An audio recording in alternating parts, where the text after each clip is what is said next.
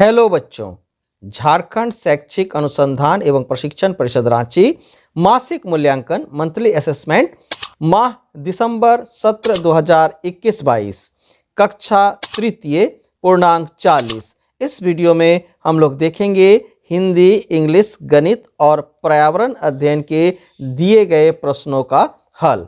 तो सबसे पहले हम लोग देखते हैं हिंदी में दिए गए प्रश्न का हल। तो बच्चों, सबसे पहले हिंदी में दिया गया है, यहाँ पर एक गद्यांश दिया गया है, छोटा सा गद्यांश है और इसी के आधार पर प्रश्न संख्या 1 और 2 दिया गया है और इसे पढ़कर आप प्रश्न संख्या 1 और 2 का उत्तर दे सकते हैं। तो देखें क्या लिखा है। खाने के बाद मैंने देखा कि कुछ सहपाठियों ने अखबार के कागज, रैपर, पॉलिथीन इत्यादि जमीन पर ही छोड़ दिया था। इससे सुंदर पार्क खराब दिखने लगा था। और अब प्रश्न दिया गया है, प्रश्न संख्या 1 है, गद्यांश के अनुसार पार्क में इधर उधर कचरा फेंकने से क्या होता है। तो हमने देखा कि इससे जो है पार्क खराब दिखने लगता है और खराब दिखने लगा था। तो इसमें सही विकल्प हो गया विकल्प बी, यानी कि पार्क खराब दिखने लगता है। आगे प्रश्न 2 में दिया गया है, सहपाठी किसे कहते हैं। तो कक्षा में जो साथ में पढ़ने वाले साथी होते हैं वे जो है सहपाठी कहलाते हैं। तो इसमें विकल्प सी सही विकल्प है। आगे प्रश्न देखते हैं। तो बच्चों, आगे 3 नंबर में प्रश्न है, विपरीत अर्थ वाले शब्द लिखिए। और यहाँ पर शब्द दिया गया है सावधान, बांधना, ज्यादा और डरपोक। तो इससे जो विपरीत शब्द होगा वह है सावधान से लापरवाह, बांधना से खोलना, ज्यादा से कम और डरपोक से निडर। आगे 4 नंबर में प्रश्न 4 नंबर में दिया गया है, निम्नलिखित जानवरों की बोलियों का मिलान करें। इधर जो है आपको जानवरों का नाम दिया गया है और इधर जो है उसके बोलियां दी गई है। तो यहाँ पर हमें मिलान करना है। तो हम लोग इसका मिलान करेंगे। आप देखें कि बकरी जो है यहाँ पर उसका बोली है मिमियाना और शेर का बोली है दहाड़ना, हाथी का बोली है चिंघारना, गधा का बोली है रेंकना। तो इस प्रकार से जो है 4 नंबर का प्रश्न हो गया। अब हम लोग 5 नंबर के प्रश्न को देखते हैं।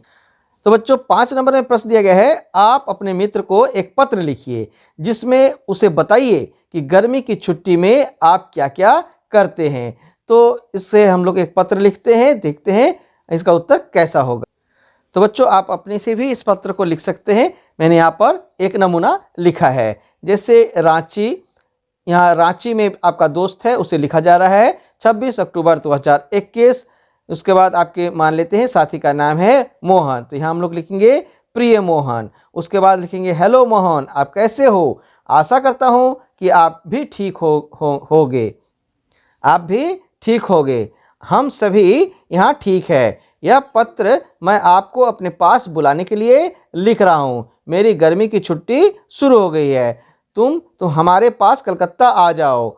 हम मिलकर यहाँ घूमने जाएंगे। यहाँ बहुत से दर्शनीय स्थान है। बहुत समय हो गया है, हम मिल नहीं पाए हैं। मैं तुम्हारा इंतजार करूँगा। और आगे आप यहाँ पर लिखेंगे तुम्हारा दोस्त सोहन, यानी कि यहाँ पर आपका नाम आपको लिखना है। एक बार फिर से आप देख लें, प्रिय मोहन, हेलो मोहन, आप कैसे हो। आशा करता हूँ कि आप भी ठीक होंगे। हम सभी यहाँ ठीक हैं। यह पत्र मैं आपको अपने पास बुलाने के लिए लिख रहा हूँ। मेरी गर्मी की छुट्टी शुरू हो गई है। तुम हमारे पास कलकत्ता आ जाओ। हम मिलकर यहाँ घूमने जाएंगे। यहाँ बहुत से दर्शनीय स्थान है। बहुत समय हो गया है, हम मिल नहीं पाए हैं। मैं तुम्हारा इंतजार करूँगा। तुम्हारा दोस्त सोहन। आगे हम लोग प्रश्न देखते हैं। तो बच्चों, आगे इंग्लिश का प्रश्न दिया गया है और सबसे पहला प्रश्न है, what does green colour symbolise in our national flag. तो यहाँ पर जो सही विकल्प है वो होगा प्रोस्पेरिटी, विकल्प ए। और 2 नंबर का प्रश्न है, fill in the blank with the correct option.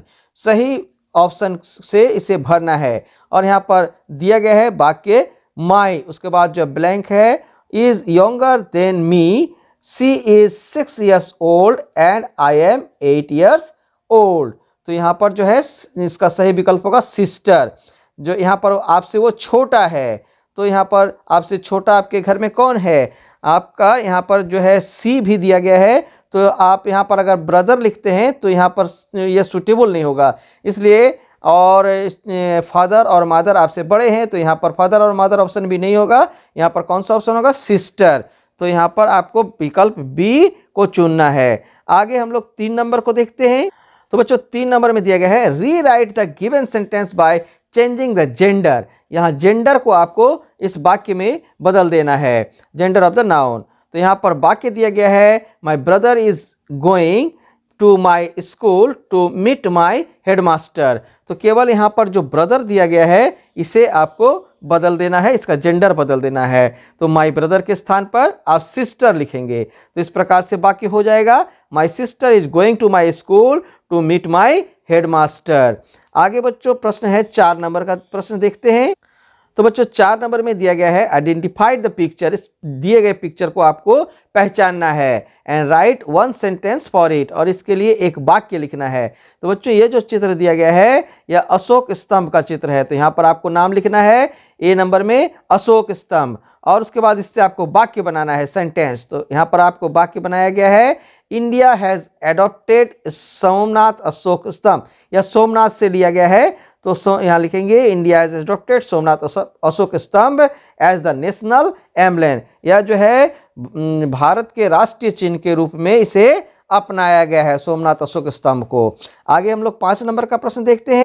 तो बच्चों 5 नंबर में दिया गया है write 4 lines on our national tree. हमारे राष्ट्रीय पौधे पर जो है 4 लाइन लिखना है। तो जैसे हम यहाँ पर लिखे हैं बनियान यानी कि केला is a national tree in my countries. उसके बाद leaf of banyan tree is large in size. इसका जो है पत्ते का साइज होता है यह बहुत ही बड़े होता है। The leaves are so glossy green, यह बहुत ही गाढ़ा हरा रंग का होता है। This tree is the national tree of India, यह जो है राष्ट्रीय पेड़ है भारत का। आगे बच्चों गणित का प्रश्न दिया गया है। तो गणित का प्रश्न हम लोग देखते हैं। तो बच्चों देखिए गणित में दिया गया सही विकल्प का चयन करें, और यहाँ पर प्रश्न है 100 रुपये में 10-10 रुपये के कितने नोट होंगे। तो बच्चों इसका सही विकल्प होगा 10। 10-10 रुपये के कितने नोट होंगे 10, तब तो 10 गुना 10 बराबर कितना होता है 100। अतः यहाँ पर विकल्प भी सही है। आगे 2 नंबर का प्रश्न देखते हैं। तो बच्चों 2 नंबर में भी दिया गया है सही विकल्प का चयन करें, और प्रश्न 2 में दिया गया है 15 रुपये में कितने पैसे होंगे। तो बच्चों 1 रुपये में 100 पैसे होते हैं, तो 15 रुपये में 15 गुना 100 बराबर कितना हो जाएंगे 1500, यानी कि विकल्प डी सही विकल्प है। आगे बच्चों है प्रश्न नंबर 3 में 12 रुपये 50 पैसे और 17 रुपये 50 पैसे मिलकर कितने रुपए होंगे। तो इसे क्या करना होगा, दोनों को जोड़ना होगा। 12 रुपये 50 पैसे और 17 रुपये 50 पैसे को जोड़ना होगा। तो इसे हम लोग देखते हैं कैसे करेंगे। तो देखिए बच्चों इसको इस प्रकार से लिखेंगे 12 रुपये 50 पैसे और 17 रुपये 50 पैसे लिखेंगे और यहाँ पर इसे जोड़ देंगे। तो देखिए 0 और 0 कितना हो गया 0 हो गया, 5 और 5 10 तो 0 हो गया, हाथ में 1 रहा, 2 और 7 9 और हाथ में 1 था तो ये हो गया 10, 10 का 0 और 1 1 2 और इधर से 1 आया 10 से तो ये हो गया 3 यानी कि 30। यानी कि हम लोग कैसे लिखेंगे 30 रुपये 00 पैसे। आगे 4 नंबर का प्रश्न देखते हैं। तो बच्चों 4 नंबर में दिया गया है 82 रुपये 35 पैसे में से 15 रुपये 85 पैसे घटाने पर कितने रुपए बचेंगे। तो यह जो है घटाव का प्रश्न है। 3 नंबर में जोड़ का प्रश्न था, 4 नंबर में घटाव का प्रश्न दिया गया है। तो 4 नंबर का प्रश्न देखते हैं इसका हल कैसे होगा। तो बच्चों इसे हम लोग इस प्रकार से लिखेंगे 82 रुपया 35 पैसा और नीचे लिखेंगे माइनस 15 रुपया 85 पैसा। तो 5 से 5 घटाएंगे तो 0 हो जाएगा, फिर यहाँ से 1 ले लेंगे तो ये 13 हो गया 3 ठो, और 13 में से 8 को घटाएंगे तो 5 हो गया, और फिर यह जो इसमें से 1 घटा दिए थे तो 1 हो गया, तो यहाँ से फिर 1 ले लिए तो ये 11 हो गया, 11 में से 5 घटाएंगे तो 6 हो जाएगा। अब चूंकि यहाँ से 1 पहले ही हम लोग ले चुके थे तो 7 हो गया है, 7 में से 1 घटाएंगे तो 6 हो जाएगा। तो उत्तर कितना हो गया 66 रुपया 50 पैसे। तो इसके बाद हम लोग इसके आगे का प्रश्न देखते हैं। अब बच्चों इसके आगे प्रश्न दिया गया है एक पेंसिल 5 रुपए में, एक कलम 12 रुपए में और एक रबर 3 रुपए में खरीदी जा सकती है। 5 कलम और 3 रबर खरीदने पर कितने रुपए का भुगतान करना होगा। तो देखते हैं इसको हम लोग किस प्रकार से हल कर सकते हैं। तो बच्चों देखिए इसे इस प्रकार से लिखेंगे, हम लोग इसे लिखेंगे एक पेंसिल का मूल्य 5 रुपए है और इसके बाद एक कलम का मूल्य 12 रुपया है, तो एक कलम का मूल्य जब 12 रुपया तो 5 कलम का मूल्य 5 गुना 12, यानी कि 5 से उसे हमें गुना कर देना होगा। और फिर दिया गया है एक रबर का मूल्य 3 रुपया, अतः 3 रबर का मूल्य कितना हो जाएगा, 3 गुना 3 यानी कि 9 रुपया। अतः 5 कलम और 3 रबर का मूल्य इसे ज्ञात करना है, तो यहाँ पर 60 रुपया है और यहाँ 9 रुपया, दोनों को जोड़ देंगे, तो जोड़ देंगे तो कितना हो गया, 69 रुपया। तो इसका हल यहाँ पर हो गया, ये आंसर आपका हो गया। आगे हम लोग प्रश्न देखते हैं।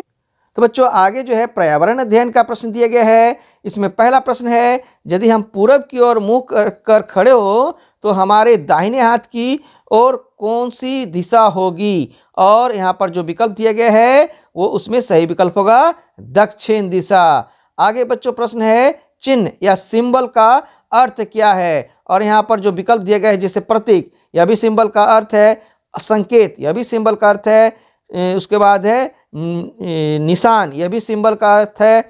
और तो अतः यह इसमें जो है सभी विकल्प सही होंगे, यानी कि विकल्प डी इसका सही विकल्प है। आगे बच्चों 3 नंबर का प्रश्न है, प्राचीन काल में लोग दिशा का ज्ञान किस प्रकार करते थे। तो इसका उत्तर हम लोग किस प्रकार से लिखेंगे। तो बच्चों इसमें हम लोग लिखेंगे, प्राचीन काल में लोग ध्रुव तारा को देखकर दिशा ज्ञान करते थे। और आगे हम लोग प्रश्न देखते हैं। 4 नंबर में बच्चों प्रश्न है, पौधों की वृद्धि को किस यंत्र द्वारा मापा जाता है। इस यंत्र की खोज किसने की थी। तो देखें इसका प्रश्न का उत्तर हम लोग कैसे लिखेंगे। तो बच्चों इस प्रश्न का उत्तर में हम लोग लिखेंगे, इसका नाम है कैस्कोग्राफ। कैस्कोग्राफ जगदीश चंद्र बोस ने इसका आविष्कार 1928 ईस्वी में किया था। इसके सहायता से पौधों की वृद्धि को मापा जाता है। आगे बच्चों प्रश्न देखते हैं। आगे प्रश्न है, अपने आसपास दिखने वाले किन्हीं 5 चिन्हों का नाम का चित्र बनाइए एवं चित्र के नीचे उनके नाम भी लिखिए। तो हम लोग इसका उत्तर इस प्रकार लिखेंगे। तो बच्चों इसमें लिखेंगे 5 चिन्हों का नाम इस प्रकार है, यह है जोड़, तो जोड़ लिखेंगे। यह चिन्ह है घटाव का, घटाव लिखेंगे। यह चिन्ह है गुना का, गुना लिखेंगे। यह चिन्ह है भागा का, यह तो भागा लिखेंगे या भाग लिखेंगे। यह चिन्ह है बराबर का, तो इसे बराबर लिखेंगे। तो आज के वीडियो में हम लोगों ने प्रश्न दिसंबर माह के मंथली असेसमेंट के सारे प्रश्नों का उत्तर को जाना। यदि बच्चों आज की वीडियो आपको अच्छी लगी हो तो वीडियो को लाइक करें। अगर आप पहली बार हमारे चैनल को देख रहे हैं तो चैनल को अवश्य सब्सक्राइब कर दें। तो बच्चों वीडियो को अंत तक देखने के लिए आप सबको बहुत बहुत धन्यवाद। मिलते हैं अगले वीडियो में।